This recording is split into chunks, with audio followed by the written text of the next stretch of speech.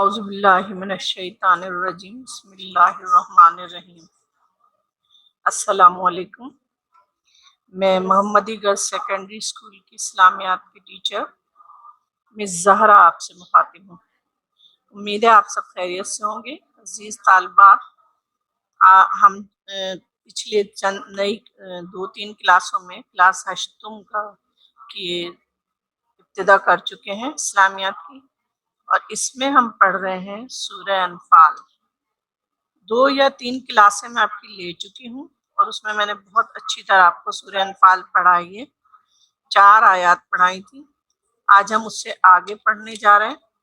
آپ سب سے پہلے یہ کریے کہ اپنا جو بک ہے اپنے سامنے کھول کر رکھیے، اور اپنی کاپی اور پینسل اپنے سامنے رکھیں۔ اگر آپ کو کوئی مشکل پیش آ رہی ہے تو اس میں نوٹنگ کریں، اور آخر میں سوال کریں گے۔ تمام صفحات کے اسکرین شاٹس بھی لے لیں، اور جو کوئی بات پوچھنا ہو بالکل آخر میں پوچھیے گا۔ بہت توجہ اور غور سے سب آیات کو سنیے گا، اور تاکہ بار بار ایک ہی سوال کو ریپیٹ نہ کریں۔ آپ کو اچھی طرح یاد ہونا چاہیے کہ ہم نے اس سے پہلے جو پڑھا تھا اس میں نے آپ کو کیا بتایا تھا۔ سورہ انفال میں نے آپ کو بتایا تھا، سورہ انفال مدنی صورت ہے، اور اس کا شان نزول بھی بتایا تھا، تعارف بھی بتایا تھا میں نے آپ کو کہ انفال کے معنی ہیں مال غنیمت۔ یہ صورت مدینہ منورہ میں نازل ہوئی ہے، 10 رکوع ہیں اس میں، 75 آیات ہیں، اور ہم 40 آیات پڑھتے ہیں کلاس 8 میں۔ اس سے پہلے اس دن آپ نے پوچھا تھا کہ بورڈ کا، تو یہ بورڈ کا کلاس ایگزام تو بورڈ کا نہیں ہے بیٹا، لیکن یہ کہ یہ والی جو آیت ہم پڑھ رہے ہیں سورہ انفال، آدھی ہم اس میں پڑھتے ہیں اور آدھی ہم 9 کلاس میں پڑھتے ہیں، اور پھر ہم بورڈ کے ایگزام میں یہ پوری شامل ہوتی ہے۔ اس وجہ سے ہم آدھی جو ہے ہم اس میں 8 میں پڑھا دیتے ہیں بچوں کو، تاکہ بچوں کو آسانی رہے۔ تو یہ میں نے آپ کو اس سے پہلے بتایا تھا کہ سورہ انفال مدنی ہے، اور پارہ نمبر 9 اور 10 میں موجود ہے، اور اس کی پہلی آیت کے کلمہ انفال میں جس کے معنی مال غنیمت ہے اس کو اس میں بتایا گیا ہے۔ تو اب ہم نے جو ہے وہ پڑھی تھی، پہلے اس کا شان نزول بھی پڑھا تھا کہ یہ کیوں نازل ہوئی ہے۔ یہ کیوں نازل ہوئی آپ کو اچھی طرح یاد ہونا چاہیے کہ جب مسلمانوں کی پہلی جنگ یا غزوہ بدر ہوئی، تو مسلمان جب جنگ جیت گئے، اس وقت ان کو یہ نہیں معلوم تھا کہ اس کے احکامات کیا ہیں۔ جیسے میں آپ کو ابھی بتاؤں گی کہ کلیدی تصورات کیا ہیں اس کے سورہ انفال کے۔ کلیدی تصورات سے مطلب کہ اس میں اللہ تعالیٰ نے کیا کیا احکامات دیے، کیونکہ مسلمان آپس میں ایک دوسرے سے جھگڑنے لگے تھے مال غنیمت کی وجہ سے، اس لیے مال غنیمت کی وجہ سے جھگڑنے لگے تھے، اس لیے اللہ تعالیٰ نے سورہ انفال نازل کی، اور اس میں تمام باتیں جو ہیں وہ اس میں بتائی گئی ہیں، جس میں نے آپ کو اس دن بتایا تھا کہ اس میں اس کا دوسرا نام جو ہے یوم الفرقان ہے۔ فرقان کے معنی فیصلے کا دن۔ اللہ تعالیٰ نے اس میں فیصلہ کیا، پھر اس میں اللہ تعالیٰ نے جو یعنی کہ مسائل تھے وہ اللہ تعالیٰ نے اس کا حل بتایا۔ میراث کے احکام بتائے گئے ہیں، مال غنیمت کے احکام بتائے گئے ہیں۔ جنگ بدر کے بعد جب یہ نازل ہوئی ہے، تو پھر مسلمان آپس میں مال غنیمت کے لیے آپس میں جو ناراضگی تھی ان کی آپس میں، تو اس لیے اللہ تعالیٰ نے یہ آیات نازل کی، اور اس میں بہت ساری باتیں ایسی بتائی گئی ہیں جنہیں ہم کلیدی تصورات کہتے ہیں۔ تو کلیدی تصورات کا مطلب یہ ہے کہ اس جو صورت ہے، صورت میں کیا باتیں بتائی گئی ہیں، اللہ تعالیٰ نے کن باتوں پہ اس صورت میں احکامات دیے۔ تو مال غنیمت، جیسے آپ کو سورہ انفال سے ہی پتہ لگا انفال کے معنی غنیمت ہے، تو مال غنیمت کے بارے میں اللہ تعالیٰ نے واضح طور پر اس صورت میں بتا دیا کہ مال غنیمت اللہ اور اس کے رسول کا مال ہے۔ نمبر 2، اس کا دوسرا یہ ہے پوائنٹ کہ اس میں جہاد کے احکامات بیان کیے گئے ہیں۔ مسلمانوں کو احکامات دیے گئے ہیں، انہیں کیا کرنا چاہیے اور کیا نہیں کرنا چاہیے، جنگ کے موقع پر، جنگ کے بعد، جیتنے کے بعد وہ کیا کریں گے۔ اس کے علاوہ مومن کون لوگ ہیں، مومنوں کا صاحب، جیسے میں نے آپ کو پہلی آیت سے لے کر 4 تک پڑھائی تھی، اس میں آپ کو کتاب کے صفحہ نمبر 9 میں نے یہ بھی بتایا تھا کہ مومن کون سے لوگ ہوتے ہیں، اوصاف کے معنی ہوتے ہیں ان کی صفات کیا کیا ہوتی ہیں۔ پھر اللہ تعالیٰ فرما رہا ہے کہ جو سچے مومن ہیں ان کے لیے اللہ تعالیٰ کیا انعام نازل کرے گا، ان کو اس کا کیا بدلہ دیا جائے گا۔ اس کے علاوہ اس صورت میں غزوہ بدر میں اللہ تعالیٰ نے مسلمانوں پر کیا احسانات کیے، یا ان لوگوں جو مجاہد تھے جنہوں نے اس میں حصہ لیا تھا ان پر اللہ تعالیٰ کے اس وقت کیا احسانات نازل ہوئے تھے۔ کیوں کہ مسلمانوں کی تعداد بہت کم تھی، صرف 313 مسلمان اور 1000 کا لشکر تھا ابو جہل کا۔ یہ میں آپ کو پہلے سمجھا چکی ہوں سارا، اس پہ توجہ سے دھیان دیجیے گا، اور پھر اس کے بعد جو ہے آپ آگے جو آیات پڑھاؤں گی اس پہ بھی آپ سنتی جائیں، اور پھر ہم سوال کریں گے۔ سوال آپ اسی میں آپ کو جواب ملے گا جو میں آپ کو سمجھا رہی ہوں، آیات کا ترجمہ اور تشریح جو بتا رہی ہوں، تشریح اس میں نہیں کرنی ہوتی ہمیں، اس میں سوال کے جواب کرنے ہوتے ہیں۔ تو یہاں پر اللہ تعالیٰ کافروں کو بھی تنبیہ کر رہا ہے اس صورت میں کہ کافروں کے لیے دوزخ کا عذاب ہے اور ان کے لیے کیا کیا سزائیں ہیں۔ تو یہاں پر ہم شروع کریں گے آیت نمبر 5 سے۔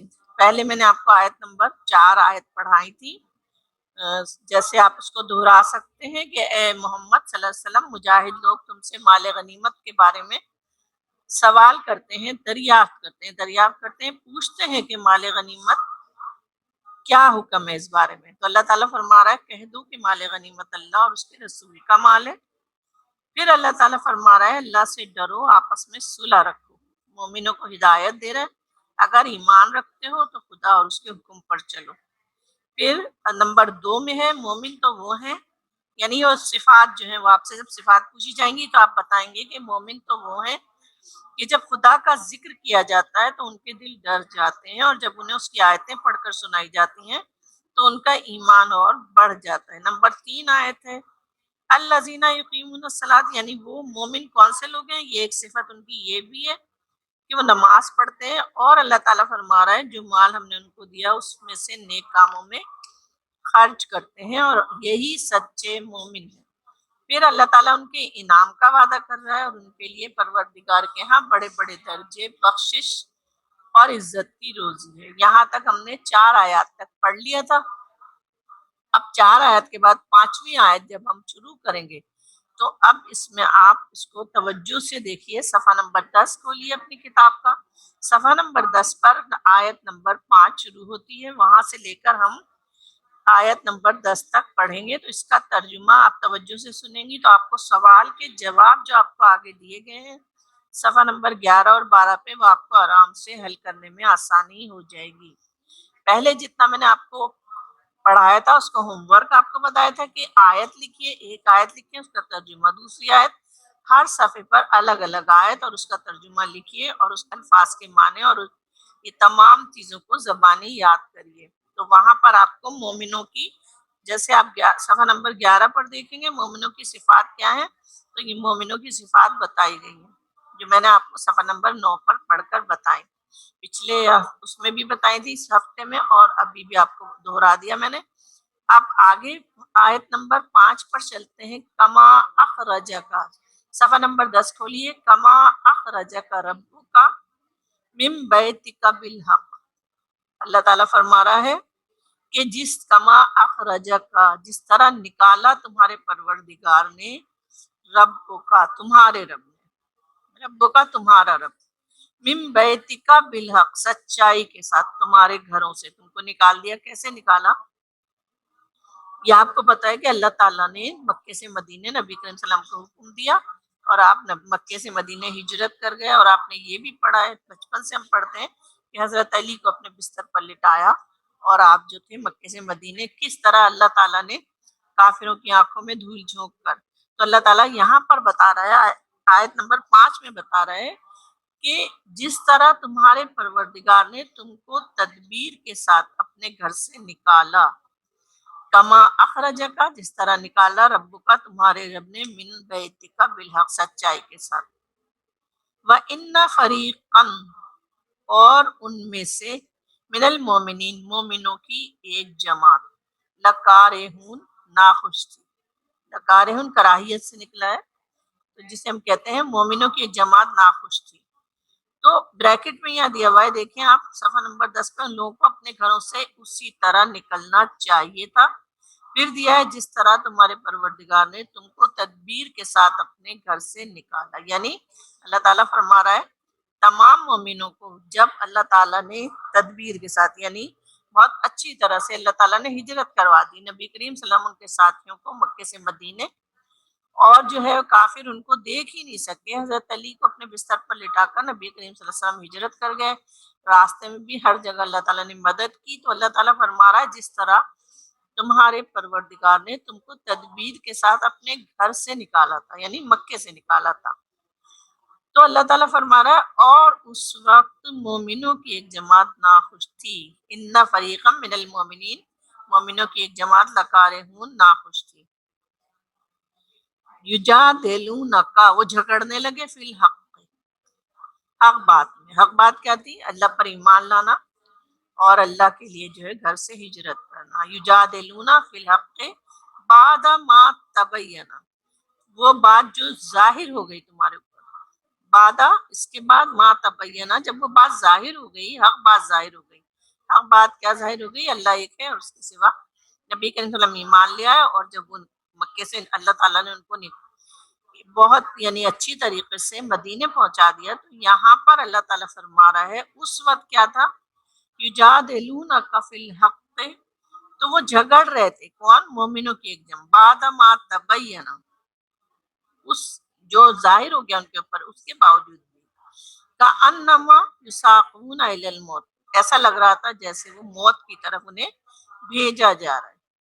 یعنی اللہ تعالیٰ فرما رہا ہے کہ اللہ تعالیٰ نے ظاہر کر دیا نبی کریم صلی اللہ علیہ وسلم کو گھر سے اچھی طرح، اور تم کے ساتھیوں کو اور مومنوں کو اچھی طرح نکالا، مدینے پہنچایا، اور یہ بات تم پر حق ظاہر بھی ہو گئی. اس کے باوجود وہ جو تھے آپس میں حق بات میں جھگڑنے لگے.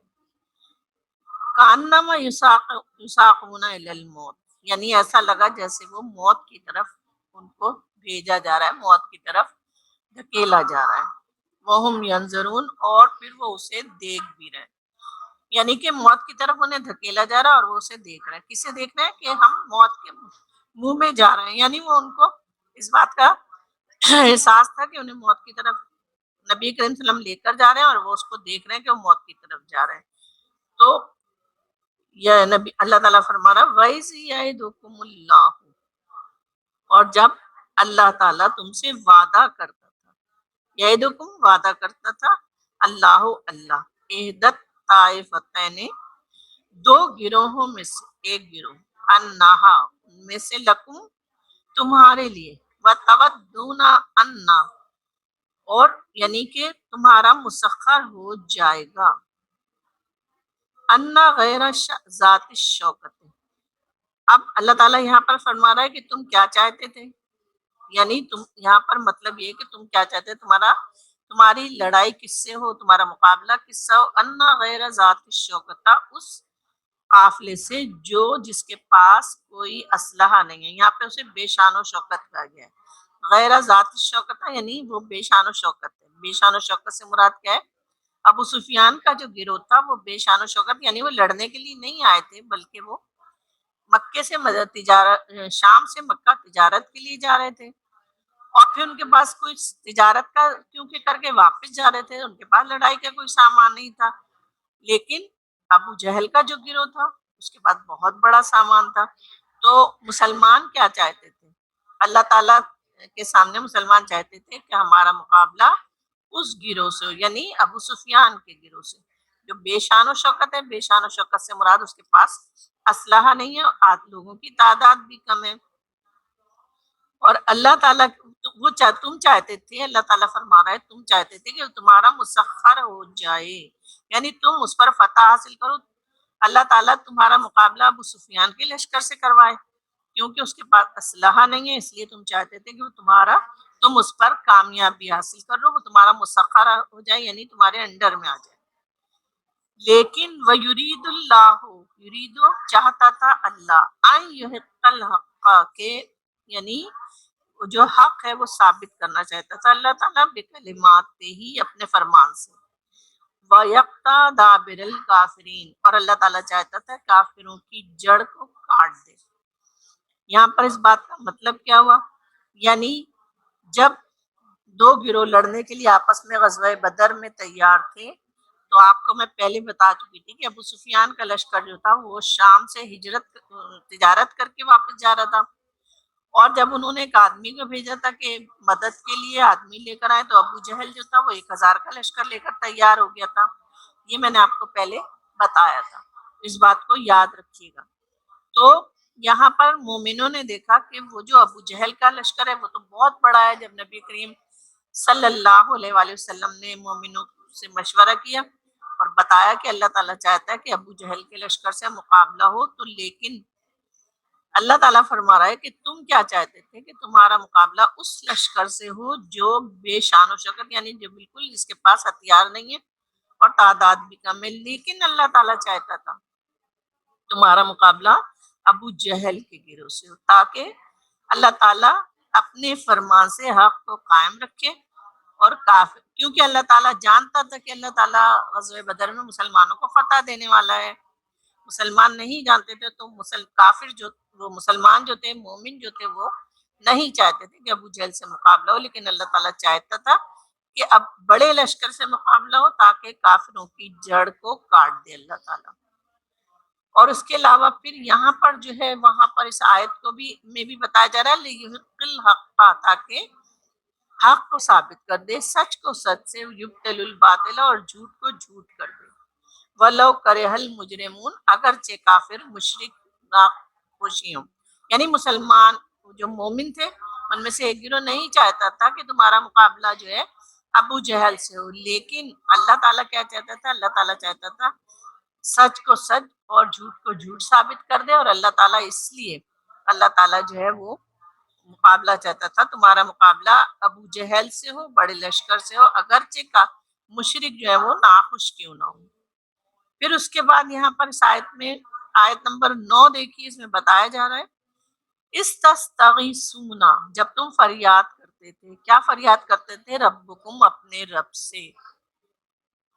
کیا فریاد کرتے تھے؟ کہ جب تمہارے پاس تو بالکل سامان جنگ ہی نہیں ہے، اتنا بڑا ابو جہل کا لشکر ہے اور پھر اس کا مقابلہ ہونا ہے، تو جب تم اللہ تعالیٰ سے دعا مانگ رہے تھے، تو یہاں اللہ تعالیٰ وہاں بتا رہے استستغیثون، جب تم اپنے پروردگار سے فریاد کر رہے تھے، فاستجاب، بس اس نے جواب دیا۔ جواب کیا دیا؟ فاستجاب لکم انی ممد، کہ اس نے تمہاری دعا قبول کر لی، انی ممدکم، کہ تم تسلی رکھو، فکر نہ کرو کہ ہم ممدکم، ہم تمہاری مدد کریں گے، بِأَلْفٍ مِّنَ الْمَلَائِکَةِ، 1000 فرشتوں سے۔ اللہ تعالیٰ فرما رہا ہے کہ تم اس بات کو یاد کرو جب تم اپنے اللہ تعالیٰ سے فریاد کر رہے تھے، جب تم بہت زیادہ یعنی کہ اس سے دعا مانگ رہے تھے، تو اس نے کیا کیا؟ فاستجاب لکم، اور اس نے تمہاری دعا قبول کر لی۔ صفحہ نمبر 11 پہ دیکھیے، آیت نمبر 9، صفحہ نمبر 11۔ جب تم اپنے پروردگار سے فریاد کرتے تھے تو اس نے تمہاری دعا قبول کر لی اور فرمایا تسلی رکھو، ہم مدد کریں گے، ممدکم، کس سے؟ بِأَلْفٍ مِّنَ الْمَلَائِکَةِ، 1000 فرشتوں سے۔ ملائکہ فرشتے، الفن 1000، من مانے سے۔ اللہ تعالیٰ فرما رہا ہے ممدکم، ہم مدد کریں گے، بِأَلْفٍ مِّنَ الْمَلَائِکَةِ، 1000 فرشتوں سے، مردفین، جو لگاتار آتے جائیں گے ایک دوسرے کے پیچھے تمہاری مدد کریں۔ تو یہاں پر اللہ تعالیٰ نے واضح طور پر بتا دیا کہ ابو جہل سے مقابلہ ہونا چاہیے تمہارا، اور ابو جہل سے مقابلہ جب ہوگا تو ہم تمہاری مدد کریں گے، اور ہم تمہاری مدد کس سے کریں گے؟ فرشتوں سے کریں گے، 1000 فرشتوں سے، جو ایک کے بعد ایک آتے جائیں۔ ہم اب آیت نمبر 10 ہے، اس میں دیکھیے وَمَا جَعَلَهُ اللَّهُ، اور اللہ نے بنا دیا، الا بشرا، کیا بنایا؟ بشارت بنا دیا، وَلَتَطْمَئِنَّ بِهِ قُلُوبُكُمْ، تاکہ تطمئنہ، اطمینان حاصل کرے، بہی، اس سے، تمہارے دل، قلوبکم، تمہارے دل۔ اور اس مدد کو اللہ نے کیا کیا؟ محض بشارت، یعنی پہلے سے بتا دیا کہ فرشتے، 1000 فرشتے جو ہے وہ ایک دوسرے کے پیچھے آتے جائیں گے، ہم تمہاری مدد کریں گے۔ اور اللہ تعالیٰ نے کس لیے بتایا؟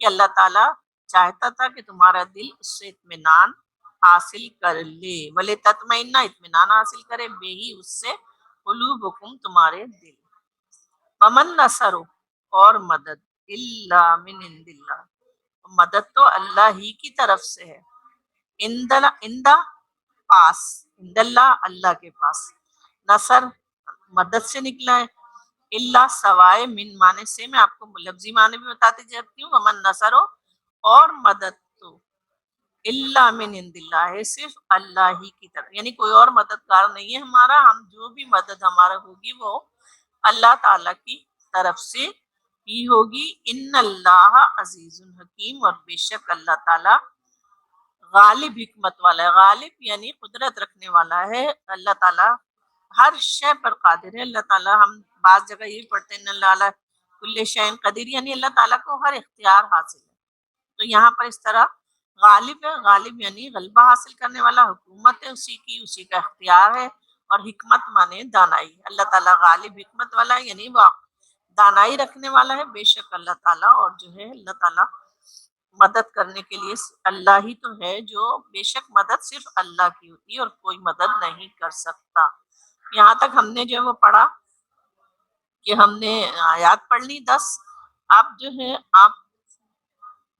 اب آپ جو ہے صفحہ نمبر 11 پہ آئیے، دیکھیے سورہ انفال، سورہ انفال کی الکلمات و تراکیب، الفاظ معنی دیے ہوئے ہیں الفاظ، تو آپ کو میں نے پہلے جیسے بتایا تھا کہ الفاظ آپ بعد کہاں لکھیں گے، میں نے بتایا تھا کہ پہلے آپ جب شروع کریں گے آیات کو تو آپ لکھیں گے سب سے پہلے آیت ایک لکھیں گے، اس کا ترجمہ لکھیں گے، پھر نیچے الفاظ معنی لکھیں گے، جب ساری آیات 10 تک کی ختم ہو جائیں گی، آپ اس کے بعد اسکرین شاٹس آپ نے لے لیے ہوں گے تو اس کا تعارف سورت کا اور شان نزول لکھ لیجئے گا۔